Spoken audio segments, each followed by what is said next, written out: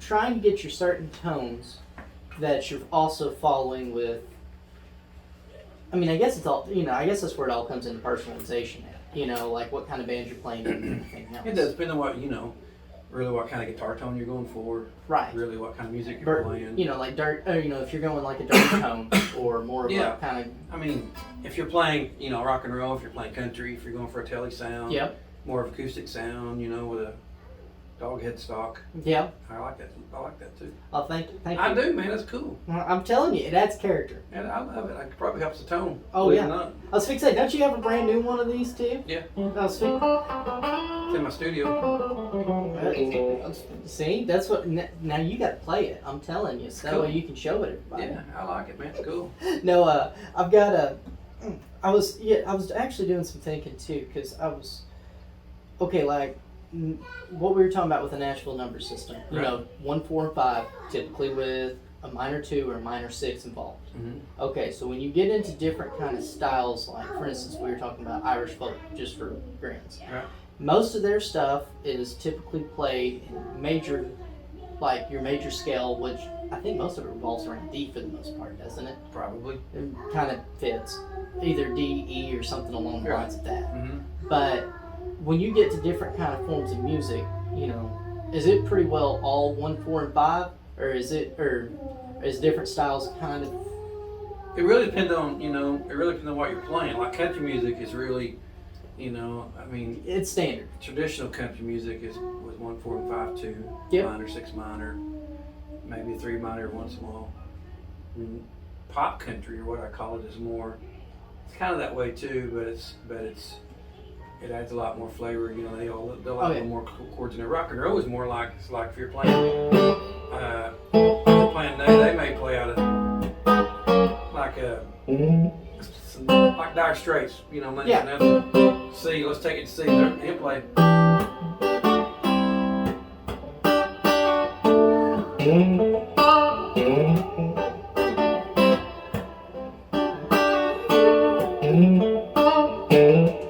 It's an E minor, which is 6 minor out of the G.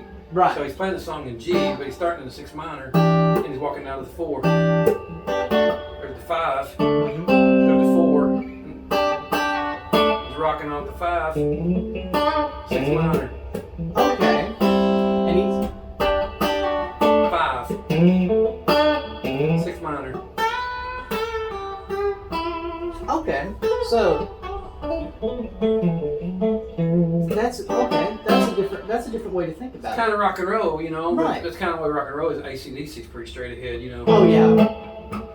They're pretty much just straight out there. Oh yeah, and the Stones are kind of straight out there too. They're very kind much. of Stones and Skinner and all these guys, these bands that we considered rock and roll when I was younger. That if they came out today, they'd be pretty much country.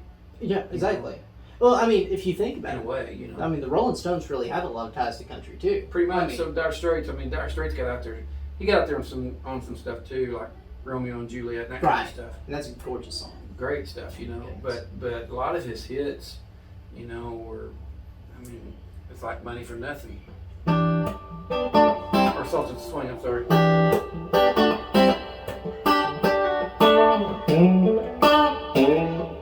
6 minor, 5, 4. To the 5.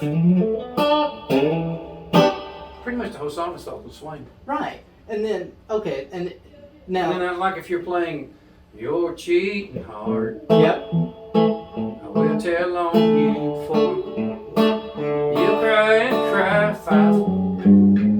Cry to do whatever words are, I know, believe and me. that's straight ahead country, it's just 1, 4, 5 stuff, but there's huge hits. Now, now when you're playing Money for Nothing, so did he play the same 4 and 5, or did he actually change kind of the voicing of it by going up and down the neck? I don't remember what he did on the record. I just know it's pretty much.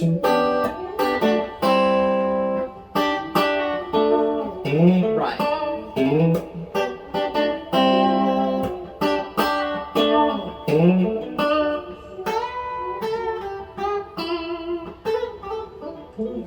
Something like that. Yeah, exactly. And it's, It's basically 6 minor, 5, 4. Yes. So he's playing out the G. Something in G.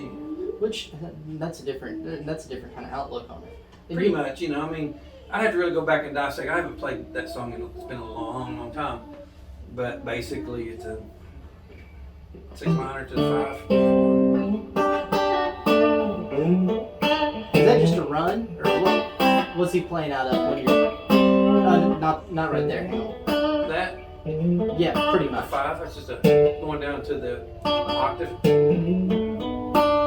That's how, okay.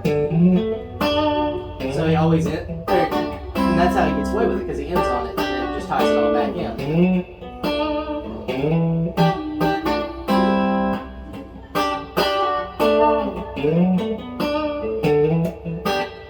Right. Okay. Well, that makes a little bit more sense too because if music's all around. Most music, major scale. Your major scales, and then your minor pentatonic scale. Yep. Like Ain't No Sunshine. Remember the song? Yep. Bill Withers, right?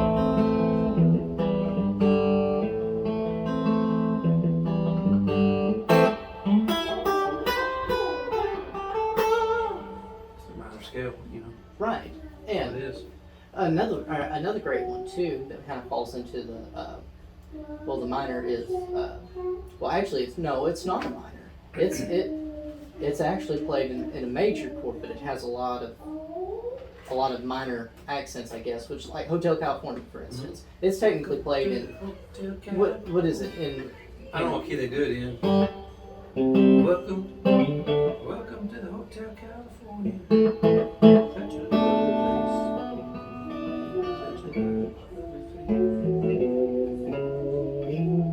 I don't know what key they do that in. Right. But it's basically it's pretty simple. 1, 4, 5, 2 minor, 3 minor stuff. Yeah, and because I'm trying to think here. I just sit down and really there again. Right. Stuff I haven't touched on in years. I can sit down and figure it out again. But and like I said, I'm not trying to throw curveballs your way. No. I love it, man. I love it. But yeah, it's basically all that era of music through there. The Eagles and Dire Straits and the Rolling Stones and AC/DC.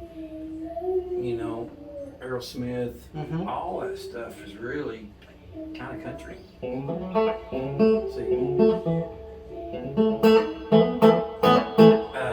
But all that stuff is just really, it's minor stuff too, but it's really a lot of blues, a lot of country influence. It's today's world. If those guys would have come out in today's world, a lot of that stuff would be considered country. Right. In a good, it's like. And they don't write a song like that no more, so. Also, like Gordon Lightfoot. Mm-hmm. Gordon Lightfoot, any of his stuff that you hear, you're like, oh, that's country. No, that was rock. That was technically rock. I mean, I now, Bob Dylan's kind of like on the teeter-totter. I don't really know what Bob Dylan, Bob Dylan to me is a class act. I mean, he's first class, songwriter thing. He's like James Taylor, James Taylor's early days. Folk music, Exactly. Folk artist. Songwriters. That would be more, that kind of fits into the same description as, goodness gracious, I can't remember his name. He sang Old Man. You know what I'm talking about? Neil Young? Neil Young. Yeah. All those guys, songwriters, and you're talking California days back then, James Brown, and all them, Jackson Brown, all them guys, are out there in Laurel Canyon, California, out there, LA, and hanging out Troubadour and stuff, and that's how the Eagles formed. Yeah. That's how they met. That was in Laurel Canyon out there. They all made Troubadour out there, and and hang out, and that's how Glenn Fry and Henley met. I'll tell and they went to work for Linda Ronstadt. Yep. That's how they formed the Eagles. Really, Henley and Glenn Fry went to work for her. Another guy, straight ahead country. Merle Haggard, straight ahead country stuff, but. It's like Leonard Skinner, they cut Honky Tonk Time Man, which was a Haggard song. Oh, yeah. And, there again, that genre of music, kind of, even though, those guys played, if they're doing. Well,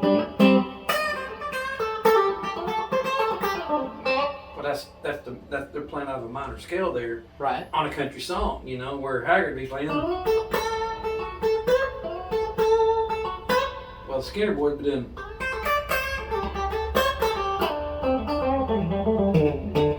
Right. And it's just different in the taste of the musicians, but yeah, all that music was just kind of a big pot of great music, you know. I know Today's they don't make different. it. Yeah, they don't make it like they used to. Well, today's different, you know. It's a different different world. I've got musically. something to show you later too, because I think you could bring some light on it for me, and I can't. I have to show you to remember it, but it's. What is it? It was actually a TV show, and one of the main characters, or well, not one of the main characters, one of the side characters, he came from a planet apparently that was all synthesizers. Well, anyway, he would end on I forgot what they called it. I don't know if it was a distinguished seventh or something, but they said, "Oh, you can never make that word." And then it was funny because at the end of it, it did. Yeah. But it was an odd form. You know, it's an odd kind of, I guess, formula per se. Right. You know, stuff Sure. like that. You know, and it's, I mean, didn't Led Zeppelin Led Zeppelin, didn't they do that on the what everybody calls the Forbidden Song? What was it? Hang on. Stairway to Heaven? You talking about Jimmy Page? Oh yeah, didn't he?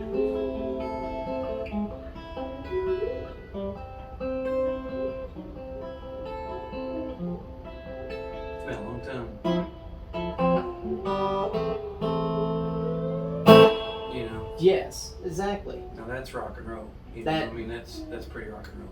You know, and It's pretty genius. really, I mean, That music's pretty genius. I was fixing to say, do a better chord progression now. You know what I Yeah, mean? I mean those guys, you know, the Beatles too. I mean the Beatles were considered rock and roll. A lot of that stuff that they were doing was, I mean, country flavor. I mean, Oh if yeah, you listen to, you know, if you listen to Beatles music today, I mean that's country music. Blackbird, famous, Pretty much, easy one. It's all acoustic. I pretty mean, much, you know, folk music or songwriter stuff. But in today's genre, that would be considered really country. You know. oh yeah, easily. Yeah. And then, That's how much the music world's changed. You know, and it always does. It's always changing. You know. I know It has to.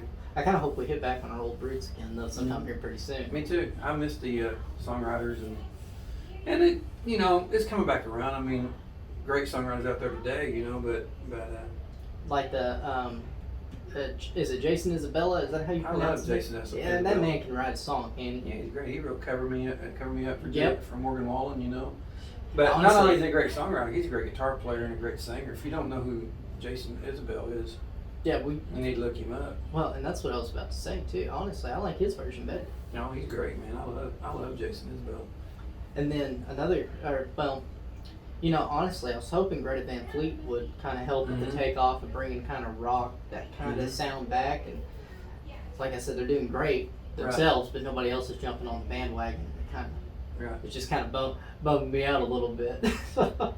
Music's definitely, it's got its, you know, it's different than what it was when I was growing up. I mean, I grew up 70s and 80s, you know, so. Well, I mean, everything's different though. You know, I mean, Yeah, I guess almost $5 a gallon. that's true. And That's different too. and you could watch a show on television, and it had a moral behind every, you know. Yeah, when I was growing up, we had like 3 channels, you know, too. Right. We didn't have like 1,400. Mm-hmm. And And then like 3 channels, and you didn't hear cuss words on the TV when I was growing up. and you didn't have to worry about flipping it on and who all was going to walk in or anything like that, or No. what you're going to see. You know. Long before internet, when I was learning to play guitar, dude, I didn't have the access to internet either. Oh yeah. I did vinyl, you know, vinyl 8-track tapes. Jerry Reed Hot Stuff CDs, or the CD, a cassette deck. I wore that cassette out. It's called Hot Stuff. It was a live CD in Nashville. Oh man. Jerry Reed. I love that stuff. Oh, he's a great player. Great band. Man, I'm telling I got to you, do 3 or 4 shows with him back in the 80s. Really cool. he's an amazing talent too. Yeah, he was a great songwriter. Funny guy. Oh, I can only imagine. All the stories the stories to hear from that man, because you know Pretty he's cool. also a good personality too. That's why his acting career kind of actually took off a little bit. You know. He was great, man. We were doing a show in Lampkin, Missouri, at the amphitheater, and this was in probably 83, 84. And we're sitting backstage, and the promoter of the show came back here and said, "Hey, Reed, man, we got about half a house tonight." And he said, "Well, I guess we'll have to do a half-ass show." And just that quick, you know, it was just funny. He was just a cool dude. He really was. I got to do probably 4 shows with him, and learned a lot from him in those 4 shows. You know? Oh, I can imagine. Mhm. Is it or he played a lot in open, like open G? Isn't that what he played a lot in? He just played it depending on what it was, but most time it was just standard tuning, you know. Really? Yeah. Some of that stuff he might have done some funky tunings with, like I think one of the songs that Elvis cut, Guitar Man. Yep. That was a different tuning, you know, on the original record, you know. Right. I can't remember what tuning it was, but yeah, Guitar Man was one. Man, I'm telling you, you know. 2 songs that got me wanting to play guitar, and one of them was Jerry Reed, Eastbound and Down. When I heard that ride, I'm like, man, I want to play guitar. I was playing drums then, and I want to play guitar, and I was young. So I started playing guitar, and the other song was I Know a Little by Skinner. Yep. Steve Gaines wrote the song.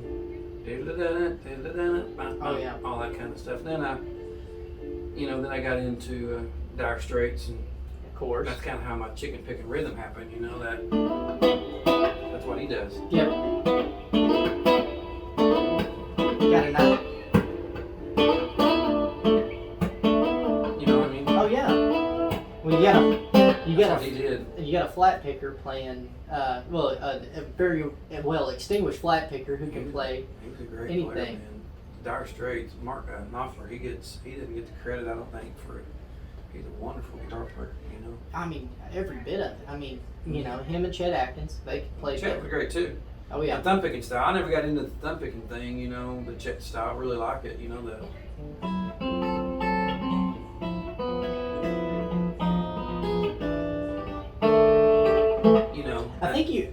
I think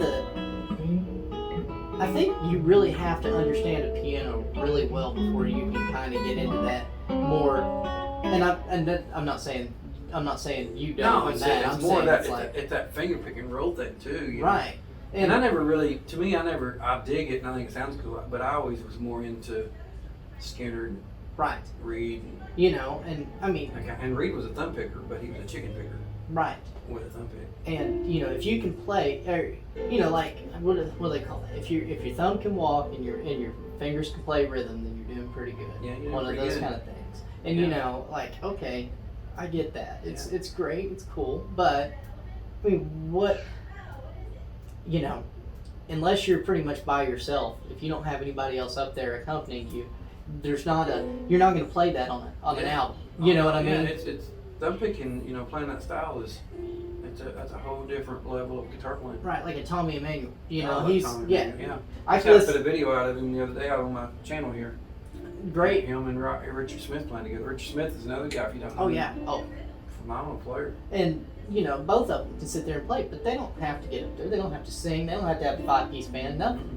And the reason is because, well, I mean, really, their guitar speaks for itself. Yeah. They can do all that stuff, you know. It's really cool. You need to check those guys out too if you don't know who they are. We'll look them up. They're really, really good. I guess we better get to teaching, huh? Well, yeah. Let's go. What do you want to learn? Well, by the way, this is Wade over here, y'all. He's one of my students. And I think we may shut the camera off next, but I'm going to teach him a lot of crap. Maybe, I don't know. Well, that's perfectly okay. You know what? I came in here not knowing anything, so I might as well. You're doing really, really good, dude. Thanks for you kind of getting stuff down. You know, I think it's finally starting to make a little bit. You know, it's all correlating in together. Show me that chord again your grandpa showed you. Oh, okay. Hang on one second. Grandpa here. said this is what? That is the. Well, let's see here. So that'd be E minor, correct? He said it was an E minor? Let me check and see if Grandpa's right.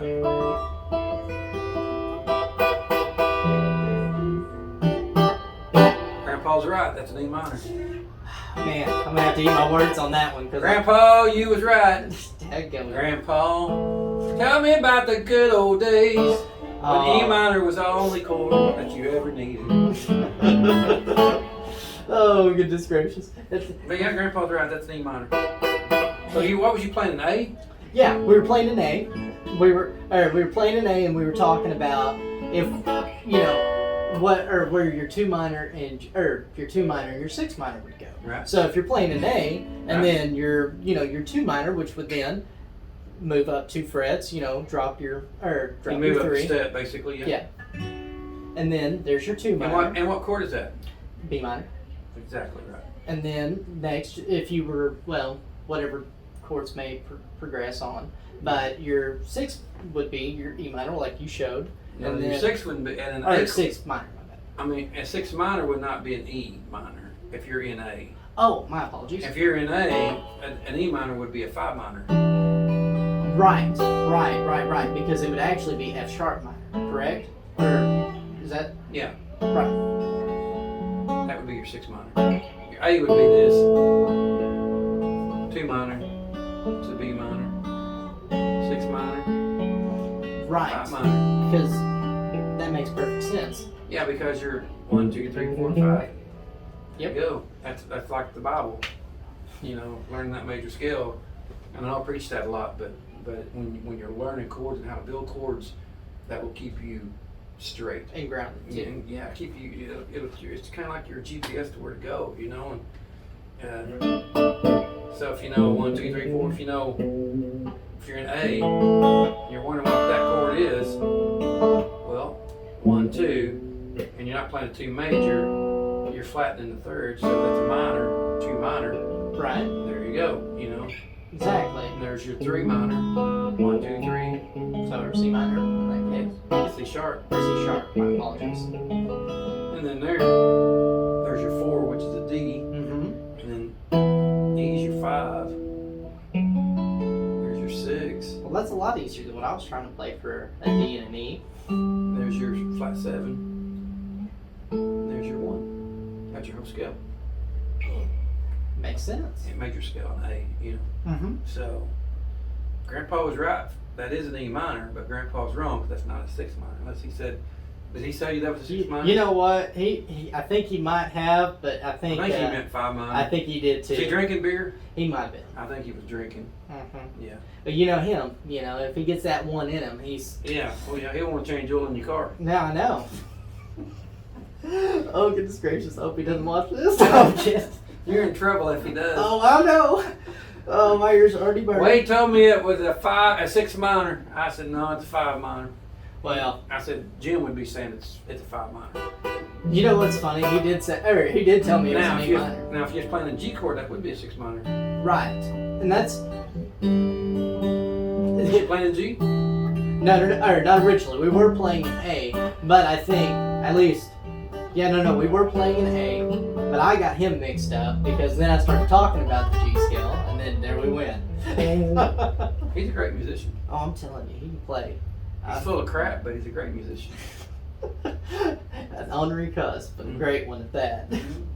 I guess we better shut the camera off after this, don't you think? Yeah, no kidding. Like I said, my ears already burning. And We're going to get in trouble. No, yeah, you ain't. Neither one of us going to get invited to Thanksgiving dinner.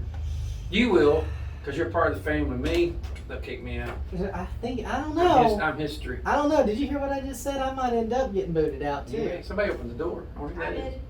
did. Who? Me. Who's Hello. me? Come say hi. Who's me? We're videoing. Nice. Mm-hmm. About time you did something in here. We're just talking about your dad. Really? Mm-hmm. Oh yeah. Mm-hmm. He's full of crap. No. He's showing you wrong chords. Mm-hmm. That's the way he is. Mm-hmm. Oh yeah. I was fixing to say. I told Randall. I said, oh, my ears are already burning on this one. We'll make sure and leave that part in. I will leave that in. Uh-huh. Wade told me you said it was a 6 minor, Jim, in the A. E minor is not a 6 minor. That would be a 5 minor. Good luck with work tomorrow, Wade. Thank you. Yeah, I well, appreciate good luck it. with work tomorrow, baby. It's all right. I'll call in sick. I don't know what happened. I got guitaritis. I just. Anything you want to learn before we quit? Well, you know what, bud? I took up enough of your time, at least right now. But I'll come back and. Well, the one thing I am going to try to do, and I keep saying this, but the one thing I am going to try to do before we come back, I am going to try to get the rest of that pentatonic learned. Yeah, man. So that way I can actually. Because, like, for instance, that would have came in useful just a second ago. You know? Well, yeah, but that's a lot to learn, you know. I mean, Right. you're a player. You're not like you're a beginner. You're a player. But yeah, the more knowledge you have around the neck and what you're playing, the scales, you know. And I'm not a big scale guy, Right. but I think a couple of scales are real important. Well, You it's. learn those scales, and then it's going to lead you to other things, you know. Well, it's like what you're saying. You know, okay, if you're playing an A, and then all of a sudden, you know, you get down to your D. Well, did I play that right? Yeah. Yeah. Okay, so you get down to your D. Well, guess what? It's the same. Mm-hmm. It's the same scale, but now you're playing in D. Exactly. You know, and I mean, if that's not beneficial, I don't know what else is. Yeah, I mean, you know, major scale in your number system and all that stuff is really, really important. I'm not a reader. You know, I don't read music. I can read drum music some, but I'm not a. They make I readings like for number that? charts, huh? They make readings for drums. Oh yeah, you can read music for drums. Oh yeah. Oh well, I guess that makes sense because they've got Mhm. like probably the beats and. Oh yeah. Ooh man, Absolutely. that doesn't sound fun. I don't think I want. It's not want any part bad. of Really, that. reading music ain't bad, you know. But to me, I like the number charts 10 times better. Oh yeah. Well, I mean, I do. I mean, if you look at it and you're like, okay, well, if you know, like for instance, you're playing an A, Mhm. okay, you're 1, 4, and you're 5, so A, D, E. Okay, Mhm. you look at that. I mean, all you have to do is see one. You automatically know what it is. Pretty much. Versus a bunch of lines with a bunch of little notes. Yeah, and and, all you know, and sorts those guys, you know, that do read. I've got friends that do read, and they're great players. And you know, they don't like to chart. They like to read music. That's what they're used to. Well, I can tell you one thing right now. They've got some crazy brains. Because if I could sit there and look at that and try to make out what note it was, and I could think that quick, we'd be doing pretty good right now, wouldn't we? Yeah, Thanks for stopping by today, buddy. Hey, thank you. I appreciate You it. bet, man.